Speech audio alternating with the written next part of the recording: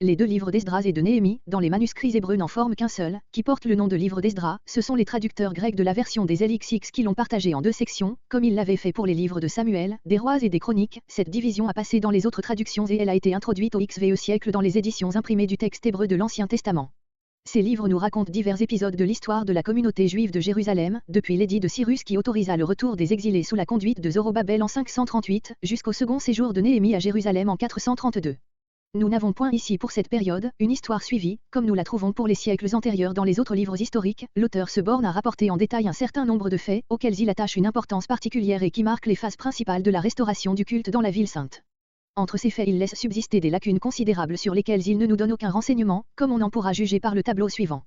Date événement.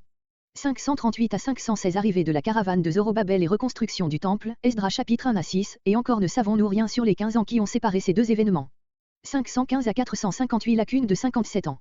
458 à 457 arrivée de la caravane d'Esdras et mesures prises contre les mariages avec des étrangères, Esdras chapitre 7 à 10. 456 à 445 lacune de 12 ans. 444 premier séjour de Néhémie et reconstruction des murailles de la ville, Néhémie chapitre 1 à 12. 443 à 432 lacune de 12 ans. 432 second séjour de Néhémie et répression d'abus qui s'était introduit, Néhémie chapitre 13. Il résulte de la comparaison de ces dates que, sur les 106 ans qui se sont écoulés entre le premier et le dernier événement raconté dans ces livres, il y en a 95 sur lesquels nous ne savons rien. Et cependant ces récits ont pour nous une importance capitale, quand on songe que ce sont les seuls documents historiques que nous possédions sur l'histoire de la Palestine pendant les 4 siècles qui séparent l'époque de Jérémie et de la ruine de Jérusalem de celle d'Antiochus Épiphane et des guerres des Maccabées. C'est au cours de cette longue période que s'est formée cette société juive, unique dans l'histoire du monde, du sein de laquelle devait sortir l'Église chrétienne.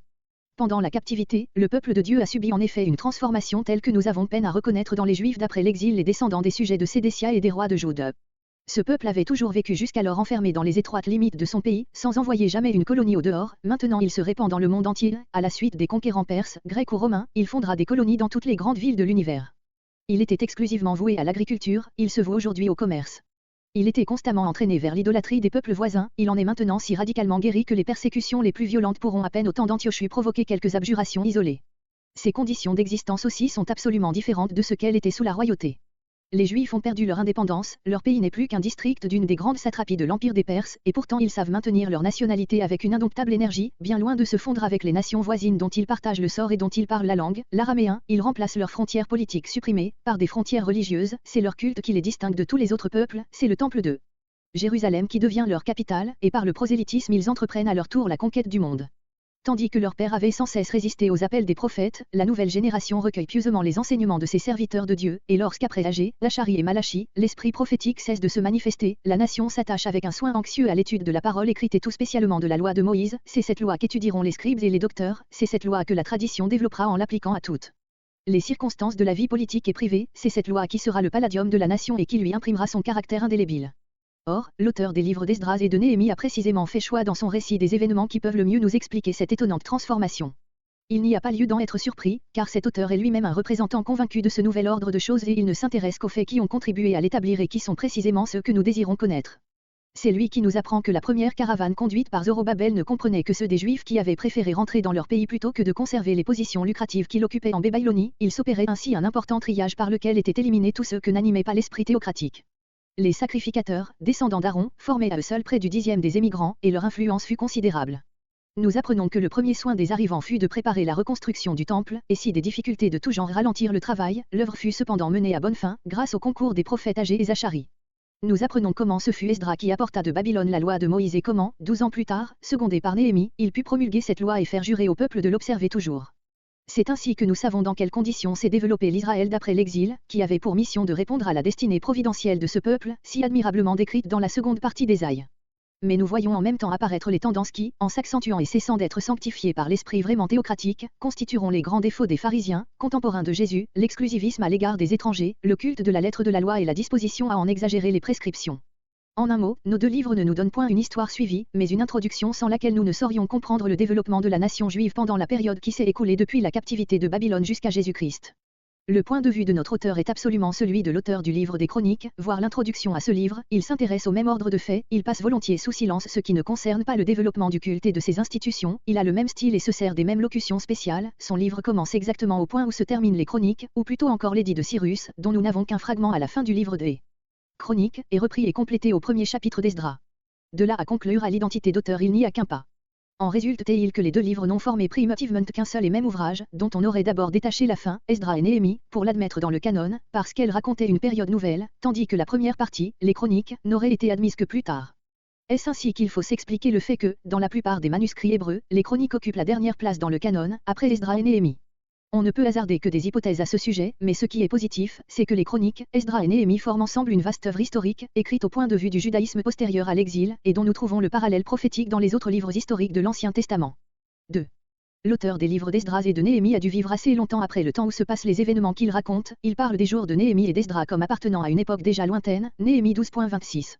Tandis que dans les anciens documents qu'il cite, le roi de Perse est désigné simplement comme le roi, Esdras 7.27-28, 8.1, 22, Néhémie 1.11, etc. L'auteur, dans les fragments qui lui appartiennent en propre, dit le roi de Perse, Esdras 1.12, 8, 3.7, 4.3, 5, etc., comme si de son temps l'empire perse n'existait plus. Il poursuit la généalogie des souverains sacrificateurs jusqu'à Jadua, 351 à 331, le contemporain d'Alexandre le Grand, Néhémie 12.11, et il est probable que Darius le Perse, nommé Néhémie 12.22, et Darius III Codoman, le dernier roi de Perse. Comme nous ne trouvons d'autre part dans ces livres aucune allusion aux Grecs, nous ne devons pas descendre trop bas, et nous envisageons qu'ils ont été composés à l'époque de la chute de la monarchie des Perses. Notre auteur a donc dû avoir recours à des sources écrites ou à des traditions orales pour composer son histoire. Et de fait, il nous est facile de distinguer les deux principales de ces sources. Ce sont d'abord les mémoires originaux d'Esdras et ceux de Néhémie, qui se reconnaissent facilement à l'emploi du pronom de la première personne, Esdras 7.27 à 9.15, Néhémie 1.1 à 7.5, 12.27-43, 13.4-31. Il est probable que d'autres passages, où le récit est à la troisième personne, sont cependant tirés de ces mémoires, mais ont été remaniés par le rédacteur, et nous pouvons ainsi envisager comme provenant directement de cette source originale et contemporaine Esdras chapitre 7 à 10 et Néhémie chapitre 8 à 10, tirés des mémoires d'Esdras, et Néhémie chapitre 1 à 7, chapitre 11, 12.27-43 et 13.4-31, tirés de ceux de Néhémie. Puis l'auteur a mis à profit un document écrit en langue araméenne, très bien informé, dont il a cité dans la langue originale tout un fragment, Esdras 4.6 à 6.18. Mais il semble que, dans cette citation, il a déplacé chronologiquement un document, Esdras 4.6-23, en appliquant au temps de la construction du temple de Zorobabel une correspondance avec le roi de Perse qui avait trait à la reconstruction des murs du temps d'Esdras, un demi-siècle plus tard. En effet, Assuérus et Artaxerxès, versets 6 et 7, ne peuvent désigner que Xerxès, 485 à 465, et Artaxerxès Longuemain, 465 à 425, et il n'est question dans ce morceau que des murs de la ville, et non de la construction du temple dont il est parlé 4.15 et qui fut achevé en 516. L'auteur du livre paraît avoir fait cette confusion, que n'aurait pas commise un contemporain, parce qu'il envisageait que les ennemis des Juifs avaient suscité les mêmes obstacles lors de la construction du temple que lorsqu'on voulut restaurer plus tard les murs de la ville. On a supposé que les événements auxquels ce fragment fait allusion doivent être placés dans cette lacune de 12 ans, 456 à 445, qui sépare l'arrivée d'Esdras de celle de Néhémie. D'après cette ingénieuse hypothèse, ce serait Esdras qui aurait commencé à relever les murs renversés de la ville. Le travail aurait été arrêté par ordre du roi, à la suite des dénonciations des ennemis du peuple, et c'est ce qui cause la douleur de Néhémie lorsqu'il apprend cette nouvelle par quelques hommes venus de Jérusalem, Néhémie 1.3. L'auteur a consulté encore d'autres documents officiels, tels que le livre des Chroniques, mentionné Néhémie 12.23, et qui n'a rien de commun avec le livre qui porte ce nom dans la Bible. Il en a tiré les listes de noms qu'il cite fréquemment. Il a encadré toutes ces données dans un récit où il insère d'autres renseignements qu'il a pu recueillir et où l'on reconnaît facilement le style de l'auteur de nos deux livres des Chroniques. Nous dirons encore en terminant que, dans la traduction grecque de la Bible, nos deux livres, qui portent les noms de second et troisième livre d'Esdras, sont précédés d'un premier livre de ce nom qui est apocryphe et qui est en majeure partie une compilation de fragments des Chroniques et de nos deux livres d'eux. Les Bibles latines ont encore un quatrième livre d'Esdras, qui est une apocalypse composée probablement au commencement du second siècle de l'ère chrétienne.